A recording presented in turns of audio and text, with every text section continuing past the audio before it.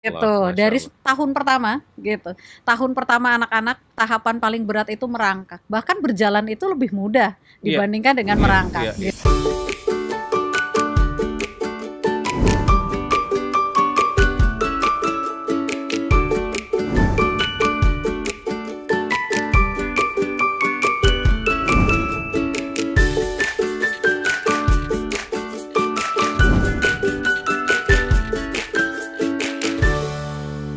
Parent Trick, tips dan trik seputar pengasuhan dengan pendekatan kekinian dan sunnah kenabian. Hadir kembali untuk Anda, para orang tua. Halo ayah bunda dimanapun berada, dan hari ini kita akan membahas tentang satu, sebetulnya gini ya, kadang-kadang kita membahas, perlu nggak sih membahas hal ini? Apa sih itu?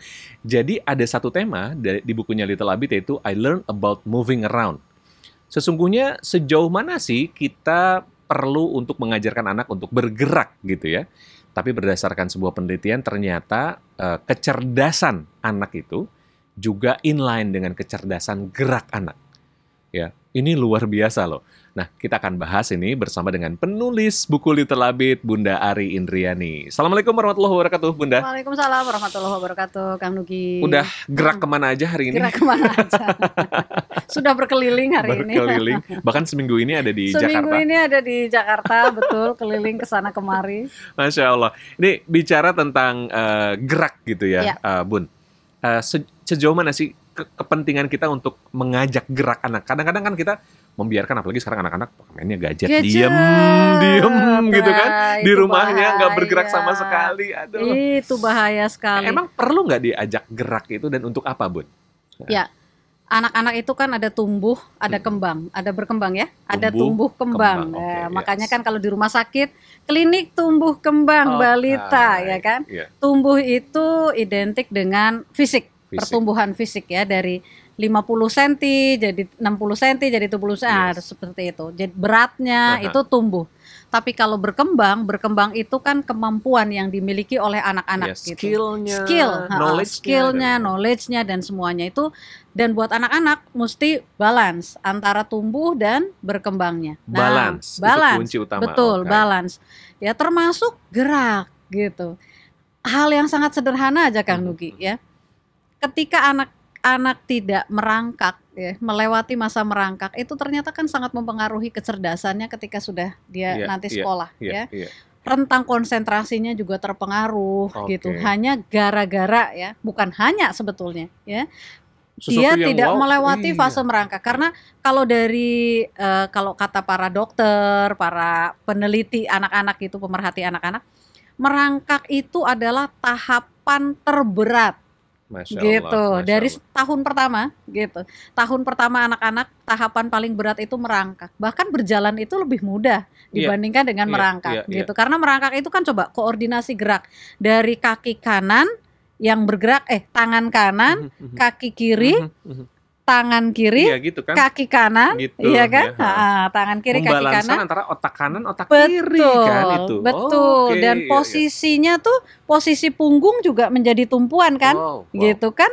Dia kalau merangkak itu terangkat gitu, termasuk bagian maaf ya, pantat anaknya kan terangkat, bukan ngesot gitu. Nah itu juga luar biasa. Nah, Masya Allah, Masya Allah. ya jadi bergerak itu luar biasa. Apalagi kalau misalnya sekarang zaman anak-anak sudah. Aduh, zaman kita dulu belum ada apa-apa, kita ya Main kan, kita dulu main apa? Main kelereng, main kasti, lari sana sini, ya terus kan? kalaupun diem gitu ya, ini apa, ngambil pohon kersen itu. Iya.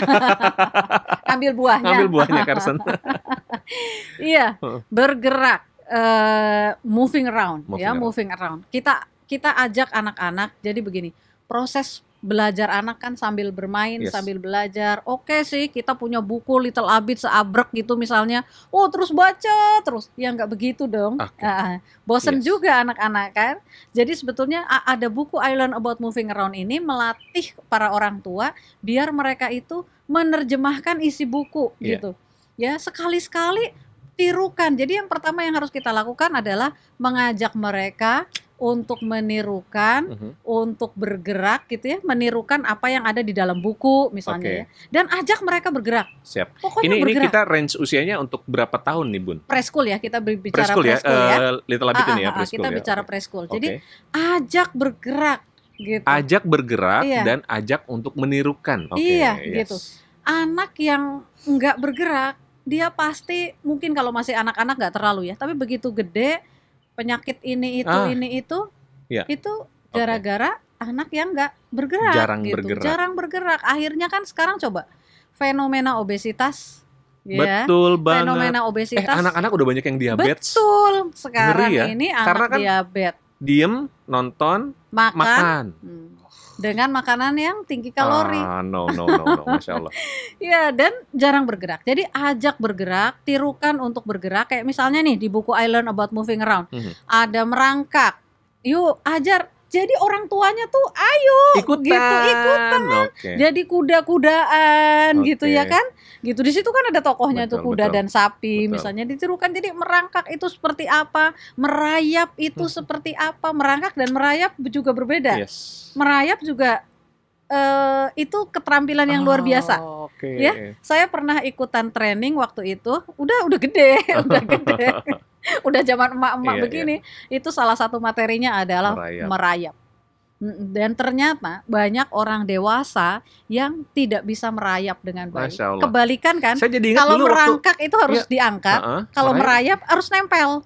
Dulu waktu SMA tuh belajar merayap gaya Amerika, Ya. gaya Rusia. Iya. Oh, jadi ada Betul. dua itu ya. Gaya, Betul. ya. Dan ternyata orang dewasa yang tidak bisa merayap gitu, itu ternyata there is something gitu. Ada problem, ada unfinished problemnya dia yang belum diselesaikan gitu ya. Ada teorinya waktu itu. Kita nggak bahas itu. Jadi yang pertama adalah ajak bergerak. Ajak bergerak, ajak bergerak, ajak untuk menirukan gerakan. Kemudian yang kedua berikan kebebasan. Ya? Itu. Jangan. Udah. Diam aja di sini. Itu seringkali banyak. Jatuh deh. Nah, mau naik tangga, gitu. Semua udah histeris gitu. Akhirnya begitu gede dia nggak bisa naik tangga. Naik tangga bisa, tapi mungkin tangga yang agak goyang-goyang sedikit dia takut gitu. Atau akhirnya kreativitasnya jadi berkurang. Ngeri. Karena dia nggak explore, ya nggak mengeksplor. Jadi biarkan aja sih anak-anak mau lari ke sana kemari, loncat. Itu secara langsung memunculkan kreativitas ya. Jadi gimana caranya naik? Tangan kanan dulu, tangan kiri dulu. Betul. Lari itu kan gerak itu kan ada. Anak-anak itu kan yang perlu kita latih kan ada motorik halus, motorik kasar ya. Itu semuanya dapat kan. Bedanya apa sih Bun? Motorik halus, motorik kasar. Biar kita motorik halus itu sesuatu yang dia nanti lebih spesifik ya, biasanya anak-anak ya melatih emosi. Itu berhubungan dengan emosi. Katanya gitu, dengan ngambilin kesabaran. kacang gitu satu-satu gitu ya. Gitu kan, makanya ada mainan meronce misalnya, itu kan melatih motorik halus. Menulis itu melatih motorik halus. Sementara kita bermain menangkap bola, itu motorik kasar kan, dia melatih fokus. Rasulullah SAW coba ajarilah anak-anakmu berkuda, memanah, berenang. Nah, jadi kalau kita bilang aktivitas fisik itu nggak penting, lah Rasulullah gitu. juga. Iya, kita nggak mengikuti Rasul dong, gitu kan? Pantesan perutnya gede-gede jadi saya gitu gimana? Iya. Iya, yang ketiga, yang terakhir ketiga. itu memberikan tempat dan kebebasan kepada mereka. Tempat, kepercayaan dan kebebasan ya. Iya. Gitu. Jadi berikan fasilitas. Betul. Mungkin misalnya rumahnya terbatas, ajak ke lapangan lah, ke taman. Betul. Kan nggak semua juga. Orang punya rumah gede, betul. Gitu. Tapi ada lah. Atau dioptimalkan aja rumahnya ya. Betul.